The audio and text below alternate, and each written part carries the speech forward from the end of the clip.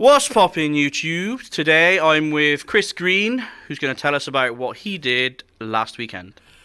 Hey guys, so went to Melksham OTS Championships, got fourth place. Well done. Thank you. With Goes Second Despia. Interesting. Interesting. I took a lot of inspiration from the top 16 from the NAWCQ. Tweaked it slightly, but yeah, thought I'd share it with you guys. Yeah, let's have a look. Cool. So, one of the best cards in the deck, Fall of Abaz. Played 3 of those. You want to see it. It works as a super poly, so actually really good at going second. Then for the Despia engine, I played 3 Aluba, 3 Tragedy, and 1 Adlib.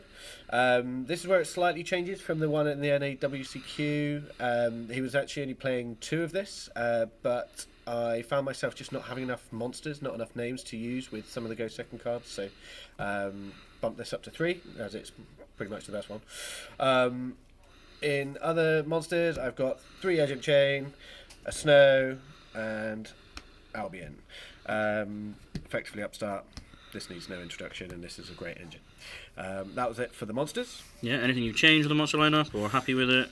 I was pretty happy with the monsters. I would look to maybe add more. Probably add maybe Dramaturge, see how that goes, because that's obviously really good, can apply a lot of pressure. So I'd maybe add that. It's really good in the mirror match. Okay, cool. Now there's a lot of spells. This deck is mainly spells. So we'd start off with the branded ones, pretty easy. 3 branded opening, 3 branded fusion because it's branded fusion. 3 branded in red, really good actually for going second to help play through boards. So yeah, had to bump that up. It's also at 3 as well because I also played 2 desires. So it's a bit of an awkward one. Luckily, I didn't actually banish anything that I needed. Everything was kind of, the ratios were great, so actually didn't really miss anything. But that is why I played this at 3, just because it needed to have one that I could. Yeah, you don't want to banish it. Exactly. And then Patchwork Engine, I've got 2 Patchwork and the 2 Poly to go with the 3 Agent Chain. I thought this was perfect. I found that when this was at 3, I'd kind of brick a bit more, just having too much of that engine. So yeah, this was perfect. I loved it. And Agent Chain is obviously, it gets you into it. It's a lot of discards.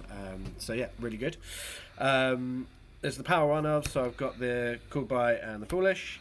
Yeah, perfect. There's no reason not to play them, so absolutely played those ones. Now on to the board breakers. So I play 3 Droplets, 3 Dark Ruler No More, 3 Super Poly, and 2 Mystic Mine.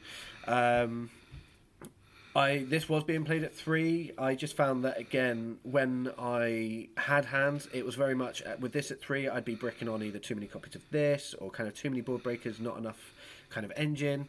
So so I decided to bump this down to 2.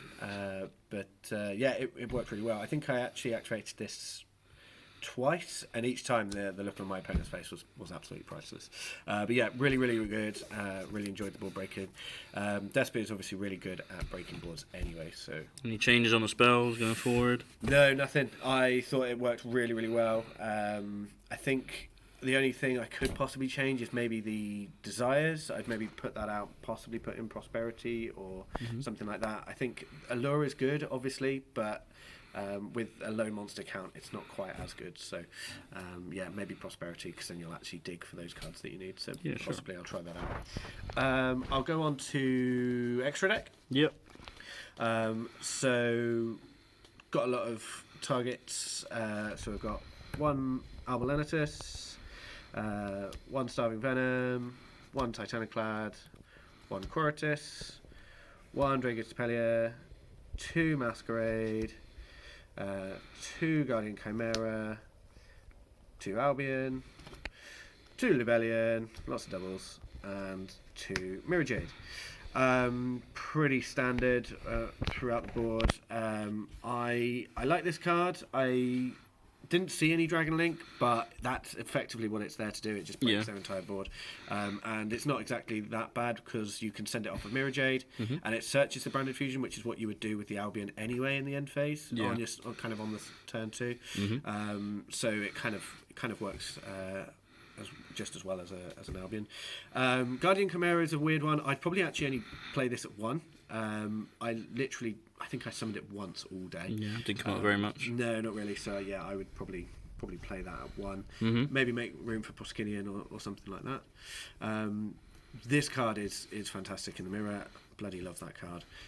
Is there anything that you wish you'd had in over something else, or is it extra deck's fine as it is? Not really. Yeah, I think extra deck was fine. I wouldn't really have changed anything. As I say, maybe take out the Guardian Chimera for the Proskinian, but it's kind of whether or not it would have come up. Sometimes it's better to have the Guardian Chimera than it is the Proskinian. Yeah. The Starving Venom as well. That was a fantastic addition. So yeah, I would definitely keep playing that. It was a really good card. Yeah, cool. Go on to the side deck. Yep. So token way team. Side deck we have Necroworld, Banshee, and Zombie World. This is for mainly the Flunder matchup, but also hits Tri Brigade and any kind of mono types. Drytron. Drytron as well. It's really good against Drytron, although my last round was a loss to Drytron. But it's because I just activated the Banshee too late and he had 2 monsters, so popped it with Phoenix. But ultimately, yeah, really good against Drytron as well. Then I've got 3 cross out. And to go with it, you've got Ash, Anti-Spell, Dimensional Barrier. So those are the 3 targets. It's effectively for when you're in game 2 and 3, when you know your opponent's going to be siding in. Yeah, stop them affecting you, Effectively, your board and stuff. Exactly, because this and this really hurt. Obviously, this does hurt. You can usually play around an Ash, but it's always nicer to resolve Branded Fusion, of course. So yeah, that was really good. That came in handy. Back row, I've got 3 Twin and a Red Reboot. Yep. Solid. Wouldn't change that. Pretty standard, yeah. There's an argument for Harpy's Feather Duster, but again, I didn't feel I needed any more. I didn't need any less. It came up just enough. So yeah, I guess I was quite lucky with that. And then the last card is There Can Be Only One. Again, this is kind of a blowout card for very kind of mono type decks, and it was an option for me when there was a game where I felt that going first was probably easier and kind of better. I'd side this in, side out some of the go second cards, and it kind of threw my opponent off sometimes. Actually, they'd think that I was going second, but actually I sided this in, and did really well. Actually, I thoroughly enjoyed it. But that's the deck, guys. Amazing. Thanks very much. Alright, any shout? Yeah, of course. To Games Bunker, best locals in the southwest, of course, and of course to Team Hobby Vault, who were just a great bunch of lads. So yeah, thanks so much, and of course like and subscribe on the video, and we'll see you soon. Yeah. Cheers, Chris. Thank you. Thanks, bye. Bye.